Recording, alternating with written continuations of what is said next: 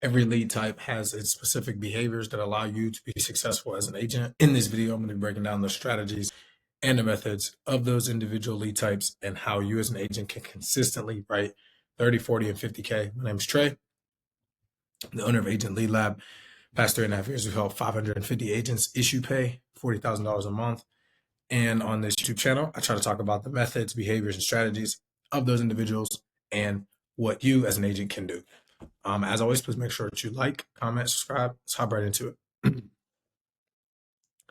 As you guys can hear, I have somewhat lost my voice.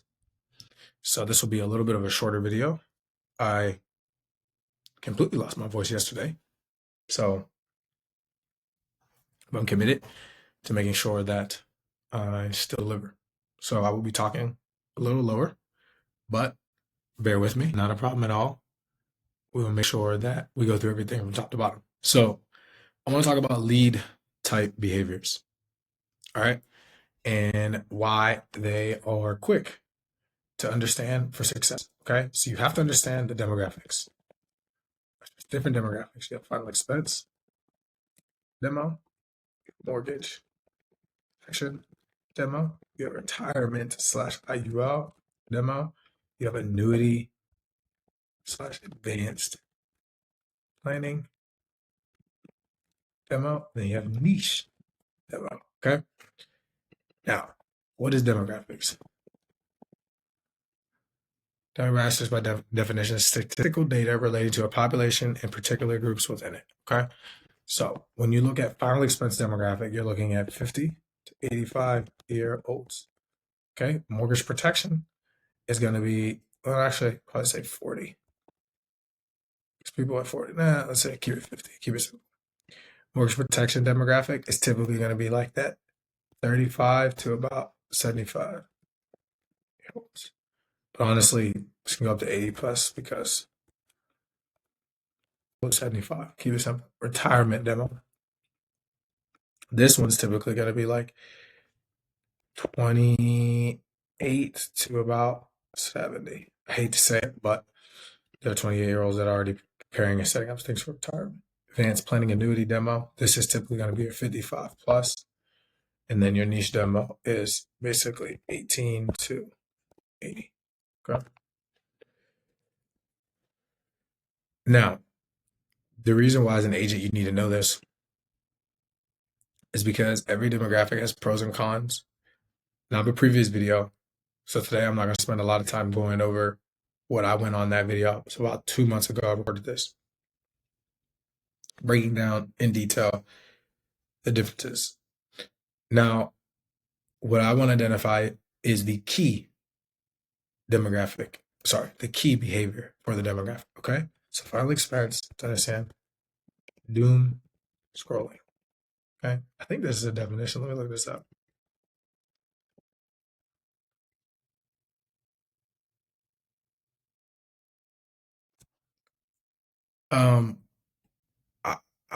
I wouldn't say maybe not doom scrolling, but basically what I'm trying to get at is they are social media scrolling. And this is important because a lot of times people think that, well, this person filled out a lead and they said somebody called them, so you're like giving me a bad lead. No, man, you're dealing with a demographic that fills out tons of forms. Shoot, every demographic honestly fills out tons of forms.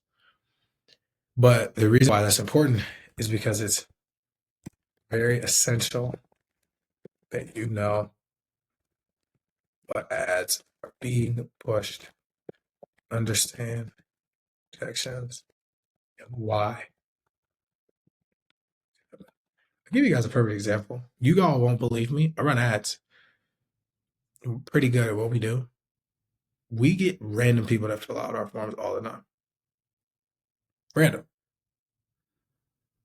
Does that mean that the ads don't work? No, it just means people are people, right? Now, for this demographic, it's more essential. The difference between what I'm doing and what is available for these demos is life insurance. You can target anybody. So there's infinite number of leads. You'll never run out. How you target them is what matters. Okay. So you need to understand this. Okay. Now, mortgage protection. Here's the biggest thing about this demographic, it's not the objection. This is the thing that bothers people. These people are super easy to close. It's just a lot of, oh, I didn't fill that out, blah, blah, blah. Second demo. Okay. This is understanding and controlling their expectations. These people are going to be the most strenuous to close, but most rewarding and sticky. Okay. Because they're not scrolling all day and they do click and they typically figure it out and then they're good. The problem or the very thing that's difficult is that you have to control their expectations. So a lot of times with mortgage protection, they're going to come in thinking they're going to get their entire mortgage closed. Forget the ads, guys. If the ad didn't say that, they're still going to have that expectation. It's your job as the sales rep to paint the picture of why that's not the best option and then give them the best option. Right. So you need to understand how to do that. If you don't understand how to do that, then it's like, it doesn't really matter. Like the marketing only is as good as the person who's selling and vice versa. If you're telling them it's free, that's different. But if you tell them that it's 80, 100, $200 for XYZ coverage, they could get approved. That just means that's the potential. But John, what's your situation? Let's talk about what you want to happen. Right. And then you're able to kind of control the narrative and figure out what's going to be best for them. Right. So that is going to be that right there. Okay. So I hope that makes sense. You have to understand and be able to control their expectations. A lot of them are going to try to cover the whole mortgage and you do equity. Equity protection is basically all you're going to pitch. Unfortunately, guys, there is a way to obviously get younger demographic in mortgage protection, but it is not everyone. Right? The vast majority of these people are going to be older. It's just a part of it. Okay. You have to understand that going into it, whether you're generating leads yourself or buying it from somebody. Retirement demo. Okay. Here's the thing. Don't be misled. Okay. Here's what I mean. This lead type, everybody wants to talk about retirement, IULs, investment, leveraging tax-free retirement through a vehicle. Do not be misled to think that because they are interested, they are much easier to close. Oftentimes, people struggle with closing these leads because they are trying to either do too much, right? Or they don't know enough. Unfortunately, you do need to be fortunately, you do need to be simple, but you don't need to be so simple that they feel like they could get it somewhere else. You also don't need to be so complex that you lose them because they're so overwhelmed. So they automatically give you think about it. I gotta talk to this person. You want to be able to paint pictures. So you can't be misled by their curiosity, right? You have to focus on converting based on concepts. And honestly, this applies for this and for this, but we're talking about the demographic. This demographic can be misleading because they're always very interested, but you can do that by focusing on the concepts that you're going to close them. Now, advanced planning. Okay, so this demographic. The reality of the situation is that this is going to be you knowledge, wisdom. What's that called? Not posture, but authority. There we go. So when you get into annuity and advanced planning, you are essentially competing with financial advisors. So what that means is that you are now focusing all of your time, effort, and energy on being able to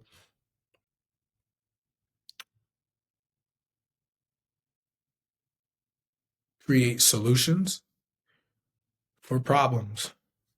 But you also have to be positioned as the person who can do that. Perfect example. I'm an agent with this on, hopping on annuity calls. Probably not gonna work. Can. Not saying it can't, but you are limiting yourself. They are used to seeing a certain type of a person, certain type of frame and authority that they want to position themselves as. It's really on you to make that very aware that you're going to be that person. You also have to have the wisdom and knowledge to match that, though, because it's not a straight line. And unfortunately, people want to treat annuity sales like they're IULs or mortgage protection, and they end up hurting themselves because they don't have the knowledge and wisdom authority, right? So, in order to do that, it's going to be time on duty to learn what's truly best. They're going to do their research. You need to learn what's actually best for them. They've probably talked to a lot of people. Niche, here's the thing.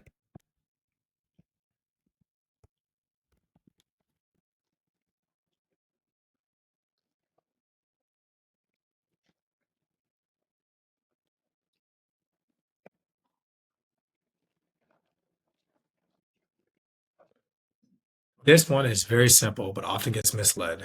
Most people want to work with niche truckers, nurses, first responders, veterans, etc. They want to focus on this group, right? But they don't actually understand the lifestyle trends and the actual industry itself. So, what's the difference between this type of policy and this? What are they typically going through? What are they used to seeing? What are things that pop off in their mind? Well, here's the thing. If they don't actually know or have any clarity on what it is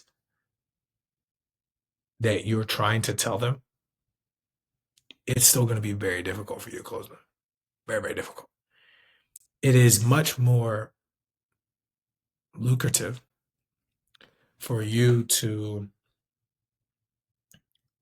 come off as somebody who understands and knows their industry like the back of your hand. I'll say this and I'll wrap up here.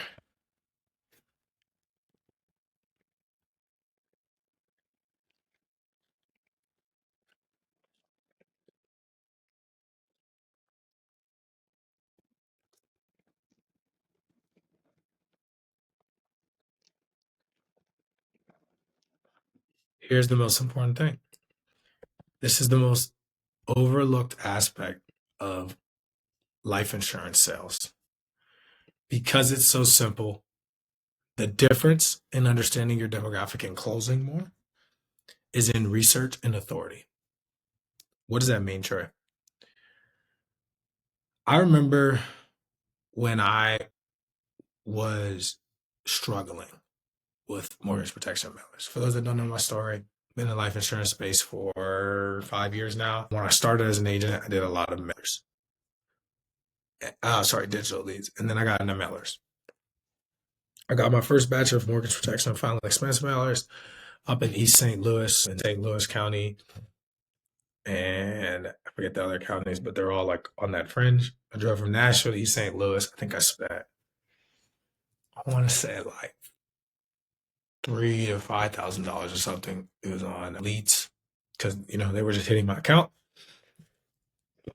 Excuse me. I booked 12 or 15 appointments over the weekend.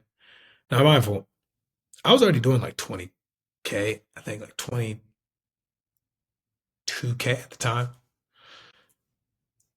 but I had never ran mortgage protection. I went 0 for 15 between no shows and no closes my first time. And I'll never forget, I know exactly where I was. My last appointment, person no showed me. And I was like, man, it was like Saturday at like 8 o'clock. And I was like, well, I got a 5 hour drive to get back to Nashville. And I was mad, boy. I spent a hotel. I probably came out of pocket 4 grand. Reason I'm telling you this, I'm driving home. I was like, I'll never let this happen again. And what I learned in that moment was I didn't know enough to close these people. I was getting smacked with not objections, not like sales. I didn't know the demographic. I didn't know what these people were going through. I didn't know what it was like to buy a home. I had no idea what would happen if they did. I knew obviously when they die, they get tax-free death benefit, but I didn't know that what happens if they die and they don't get this. What does that actually look like? What's the what is probate? Like these are the type of things you have to look up. You got to study and become a master of the industry, an absolute master. Most people don't take the time because they don't actually research and develop that frame. But you need to become a master of the industry. So you know what I did? I started watching YouTube videos. I started learning about the process of what it looks like if you do pass. And unfortunately, I'm still not a master of it, but I got good enough to be able to have a few different conversations, talk about probate a little bit, and get out. But if I wasn't playing football and if that's all I was focused on, that's what I would do. So I think about, if I was starting an agency, I still don't think I've recorded that video because that would be long. But if I was starting an agency, what are some of the things that I would do? And one of them is this: I would make sure that my agents really knew the demographic of people they were working with before they dialed the phone. I framed them for not dialing expectations because that's just a part of it, but I framed them for the client expectations. Here are the demographics. Here are the behaviors that come with the demographics. Here's kind of what you need to know. You need to be able to know these things. If you don't know these things, you're putting yourself at a disadvantage. If you don't know how to do these different type of closes, you're putting yourself at a disadvantage. But also, if you don't understand on the front end how to get there, you don't just start at, hey, dude, learn how to sell equity protection and close. You need to actually understand, like, yo, what happens? That's why a lot of mortgage loan officers or real estate agents that come over here and do mortgage, they do well, not because they're like amazing at selling, because they can speak the language. And I'm using mortgage protection. The same thing goes for what I said about this niche. If you're running trucker leads and you don't know anything about truckers, you're kind of hurting yourself. Like, yeah, you can close, but like if you really want to get good and you really want it to be predictable, you should spend some time like YouTubing it and learn. So that's what you're building your business on. Same thing with IULs, annuities, even final expense. Like you should learn your demographic, like their traits, their true behaviors. Like, and that's the thing is like these are just behaviors. Final expenses, they're scrolling.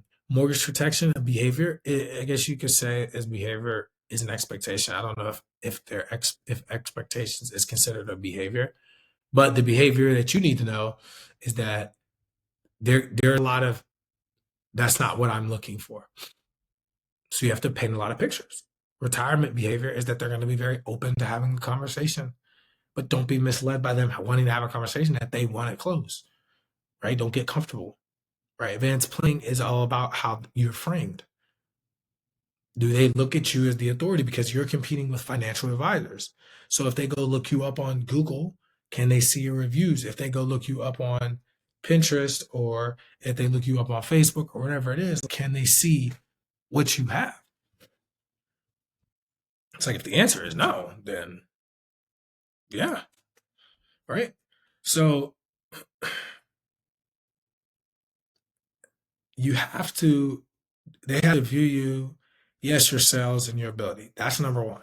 But as you layer on top, you need to understand the industry that you're in, right?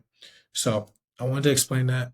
If you're an individual agent and you're looking for leads, go to leadlabcrm.com.